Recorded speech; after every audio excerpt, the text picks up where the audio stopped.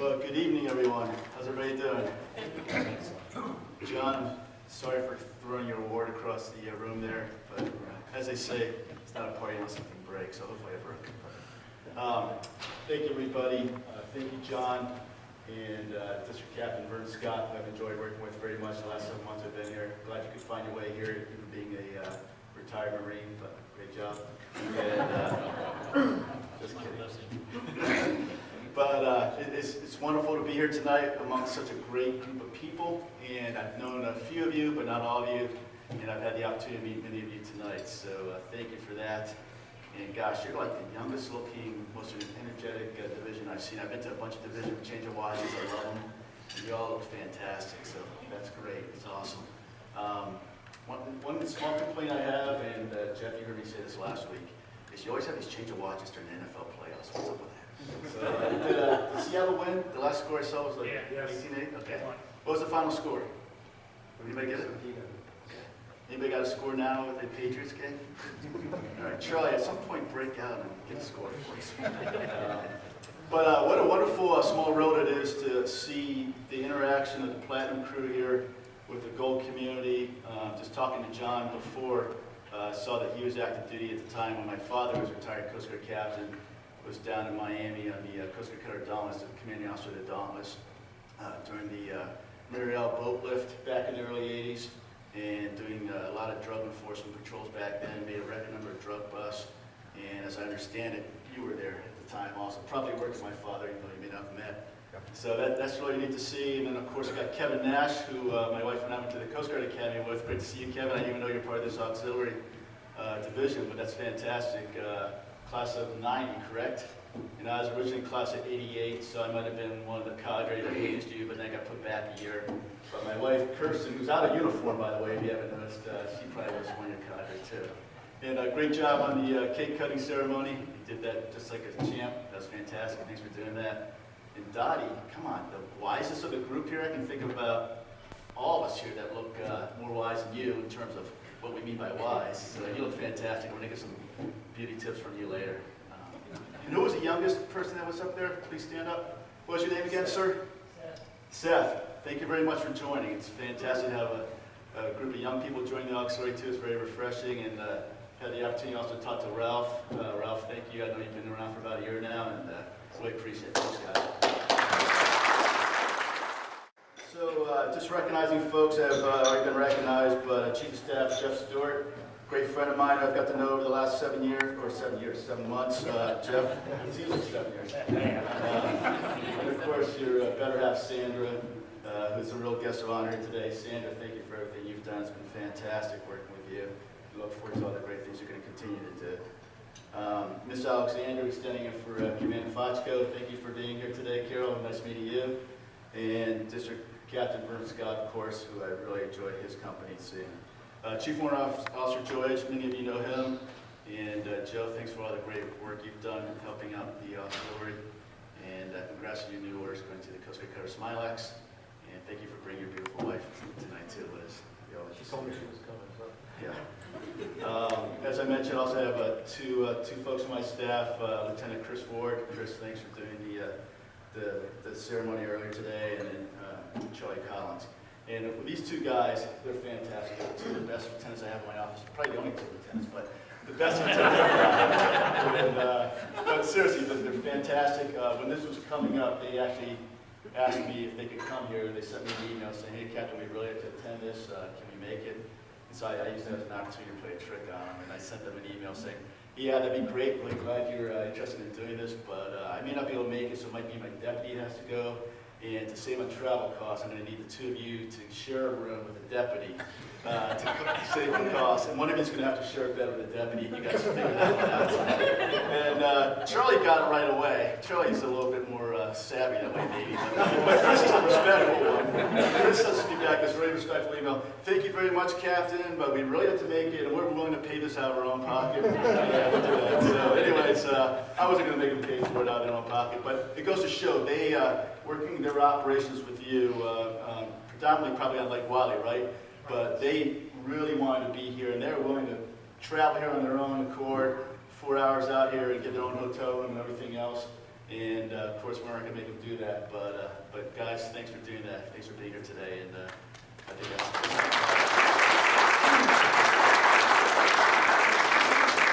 football score yet? 14-7. Great, great. And of course, my beautiful wife Kirsten's here tonight too, and up in Washington D.C. we have to do the Geo Batch thing together, but making that work, and glad Kirsten you could come down here tonight. So I'm Sean Murtaugh. Many of you probably know Anthony Popio, who I relieved. He went up to Boston this summer, and I took over in mid-July, and it's just been a real wonderful experience being here the last few months. And anyways, Sandra, wow, what a great year you've had, and a great couple of stints you had here. Very active division, and I've heard all the wonderful things and been briefed on that, and I really look forward to participating more in that as it goes forward. And Hal, thank you very much for your service as a vice and for stepping up. And I know with all the leadership that you've had in the past, it's in very good hands, so thank you for taking this next charge on. Same with all the staff officers, all the flotilla commanders that got voted in. Congratulations. It's been great. And let's see, just a couple things that my staff passed to me and I'd heard before is, gosh, I think it was 105 RBS 40s, that sound right, Charlie, in Lake Wylie this past year, which I think came up with about 30 discrepancies, violations that we were able to cite voters on. And just talking to folks out on the lakes, I was told that we get complimented all the time, or you get complimented all the time, by how much more safer the lakes are now here in the inland area of North Carolina. And we're not just saying that, it's really true. People are very appreciative for all the efforts that you've done working with our active duty boarding teams and with the Charlotte-Mecklenburg Police Department, both police folks. So thank you very much for that. It's been great. And I know you have many other missions that you do. I know search and rescue, you've probably had at least 25 search and rescue cases that you've participated in. It's probably a lot more. We don't always get all the details. The boating safety education courses you do, walking the docks, all that stuff, the public affairs, everything. It's just fantastic. And like I said, you're one of the most active divisions we have, so we really appreciate that. We cannot do our job without you, so thank you for that. And Charlie, you mentioned to particularly note a few people for your Lake Wylie ops, so I'll do that. And if I miss anybody, please chime in. And if you miss somebody, then you'll hear about it afterwards. But John Brindle, thank you very much. Dick Helwig, Hal Kennel, Rick Crossdale, did I pronounce that right? Crossdale, and Fred and Marie Thompson. So thank you all for the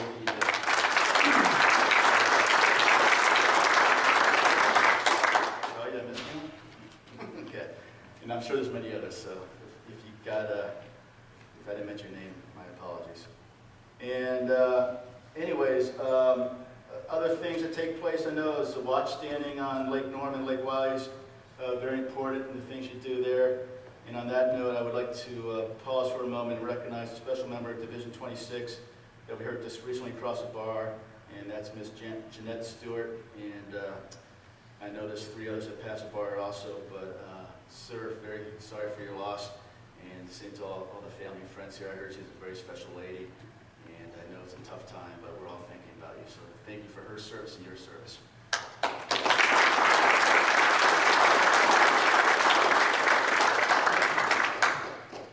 So just to summarize, just want to talk a few things. First, thanks again, everything you did, Sandra. And it's been a busy year here at Sector North Carolina since I've been here. We've had a lot of things going on. We just had the Bonner Bridge closed recently and then luckily reopened. And that was a full team effort across active duty, auxiliary reservists, civilians, across all our communities. As you know, probably the sectors, when they reorganized between sectors, when they used to have the group offices and the marine safety offices, we all combined. So now we have a response department that's led by Commander Solomon, who's new, took over from Billy Mitchell. And they do a lot of things that you're probably familiar with, the search and rescue, the law enforcement, and all that. That became a big thing because we had to figure out how we're going to deal with search and rescue cases there off of Hatteras Island and Ocracoke Island, Peon, et cetera, in terms of getting people off. Now that that bridge is closed, we couldn't get people across quickly. So working with Station Oak Island and working with the locals there, we had to come up with some plans. We did not want to be in the mission of a ferry service because we're not funded to be that, but we also wanted to be cognizant of the fact that getting a search and rescue response out there now is going to be a lot more challenging. Then on the prevention side, we had a lot of issues going on because they had the alternate ferry going around.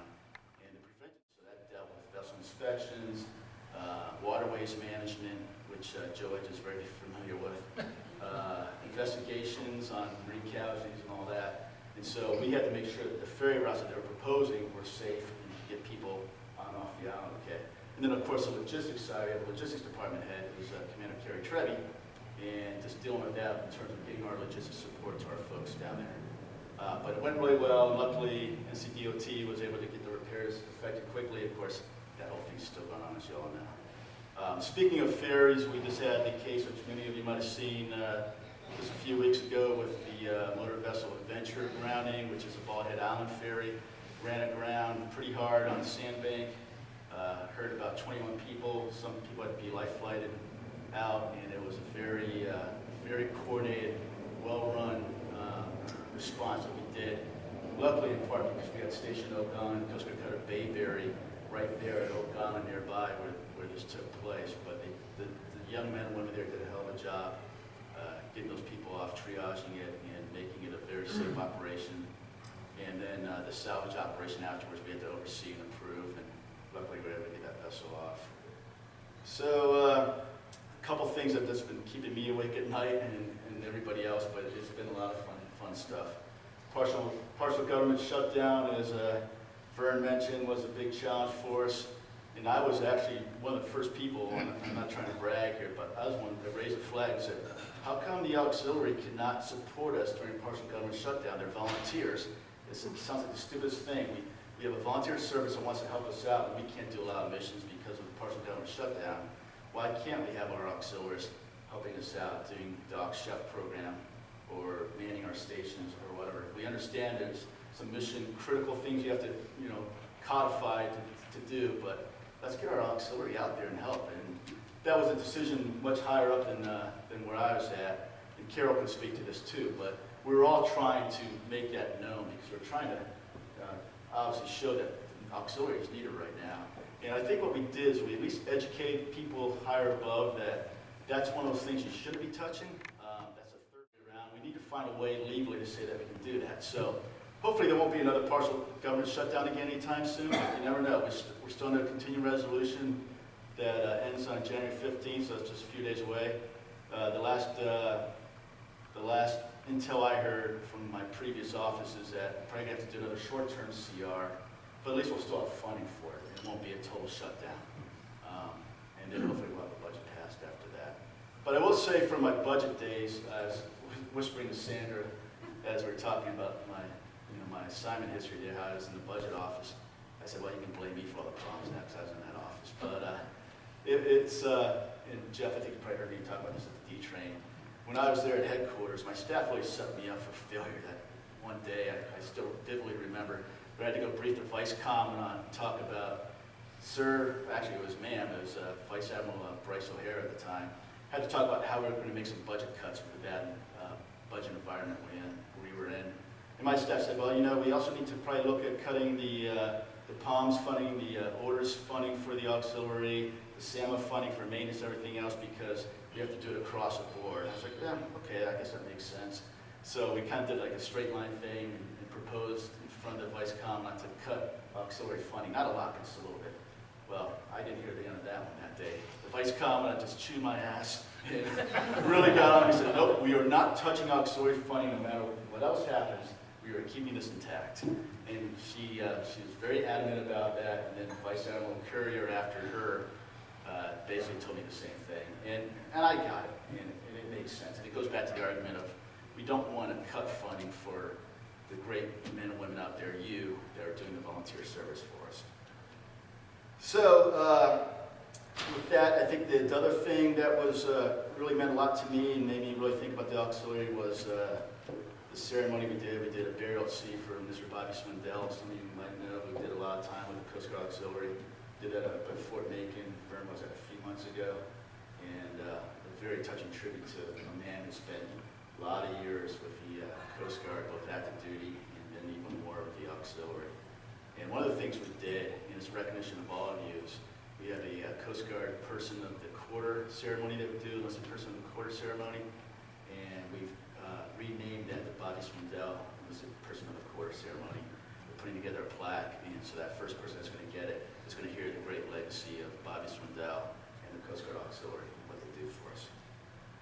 So I think I'll just end it with, I thought it was a really good remark.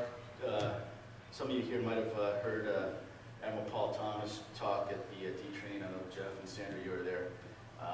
He is our Chief of Staff for D5. He's a captain. He's about to make Admiral. And he was second commander, I believe, second Jacksonville some few years back. And one of the things he talked about was, when you're a sector commander, one of the toughest things you have to deal with is the next of kin notifications. And I'm sure many of you are familiar with that. Where if you have an active search going on and somebody's missing at sea, a lot of times this is involved with overdue cases or a man overboard case or something like that. You have to start engaging that family member early on, whether it's a wife, a father, a husband, a mother, a son, daughter. And you have to talk to them and mention what they're doing, and keep them engaged with what's going on in the search efforts. And it can be really, really trying. And I luckily haven't had to do it yet here at Sector North Carolina, but I'm sure in the next 2.5 years I'll have to do that. I would like not to have to do that, but I've done it before when I was at a district command center. And you're talking to a family member that's begging you, pleading with you, crying on the phone with you to keep the search going on. And part of our operational procedure is to give them a call the last day to tell them that, hey, tomorrow's the last day we're looking. We can't keep using our resources for this. And that's a really hard phone call to make.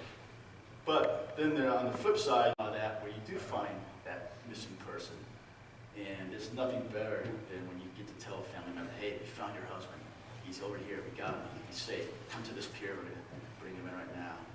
And Captain Thomas talked about that. And when he was sector commander, he had a case like that. And as soon as that person came back to the dock, he was standing there and talked to the gentleman that was rescued. And he said, well, thank you, Captain. The Coasties are great. They did a great job. He said, but you know what, sir? The thing that saved me was I had an EPIRB. And that EPIRB, the only reason I had it was because about 2 months ago, there was a Coast Guard auxiliary that was walking down the dock and told me what an EPIRB was and how important it was, and to get a registered properly and everything else. That's what allowed me to set that off that day and get rescued. So thank you very much. And the Coast Guard auxiliary did that. So that really, it's one particular story, but it ties in with what Mr. Scott was saying, that you may not hear these stories, but they're out there all the time, and it's all the stuff that you do that makes this job, this volunteer service you do, so rewarding, and we really applaud you. We really salute you. Thank you very much. Go Panthers.